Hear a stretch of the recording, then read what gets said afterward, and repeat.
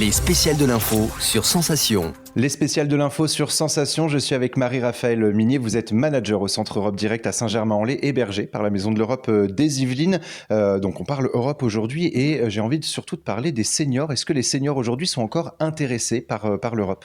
Alors oui, on a effectivement des gens un peu nostalgiques d'une autre Europe, on a des eurosceptiques, mais on a heureusement beaucoup de gens qui se questionnent sur des thématiques qui ne les intéressaient pas nécessairement avant, comme le numérique ou comme les programmes européens en faveur de la jeunesse, puisque qui dit senior dit souvent grands-parents, et ils ont l'avenir de leurs petits-enfants à cœur, donc oui, on a beaucoup de questions en ce sens. Qu'est-ce que vous faites justement pour intéresser les seniors à l'Europe ? Est-ce que vous allez à leurs rencontres ? Est-ce que vous les invitez à venir à votre rencontre ? Oui, absolument. On a un partenariat à Saint-Germain-en-Laye avec le club senior qui s'appelle le club Louis XIV.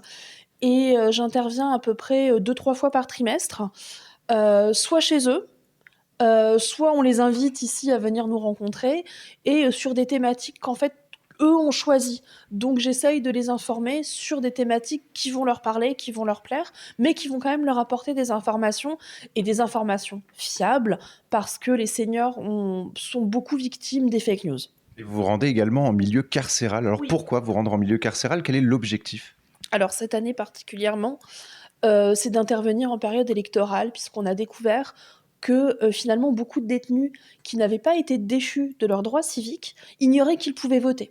Ça, c'est une première chose et du coup étaient assez contents de l'apprendre et aussi ce qu'il faut savoir, c'est qu'il y a des maisons d'arrêt qui hébergent des CFA, des centres de formation, donc où les détenus apprennent et l'apprentissage de la citoyenneté, de l'histoire européenne fait partie intégrante de ce qu'ils ont envie d'apprendre. Alors l'Europe, c'est donc les seniors, les adultes, mais également les jeunes. Est-ce que vous pensez que l'engagement des jeunes pourrait donner un nouveau souffle à l'Europe et aux thématiques européennes ? Mais oui, absolument. Je pense que les jeunes doivent s'emparer de plein de sujets, que ce soit les questions migratoires ou même des questions économiques, mais comme ils l'ont fait pour le climat, où on a eu la jeunesse de toute l'Europe qui marchait, et je pense qu'ils sont tout à fait capables de prendre en main d'autres sujets que celui du climat. Ça fait partie de vos objectifs, de toute façon, d'intéresser cette jeunesse à l'Europe ? Oui, tout à fait, de les intéresser et plus encore de les amener vraiment à être des citoyens actifs. Alors, pas forcément tous militants, bien sûr, mais vraiment à comprendre que l'Europe est une bonne chose pour eux et pour leur avenir. Merci beaucoup Marie-Raphaëlle Minier d'avoir répondu à nos questions et nous on se retrouve très vite pour d'autres thématiques sur Sensation.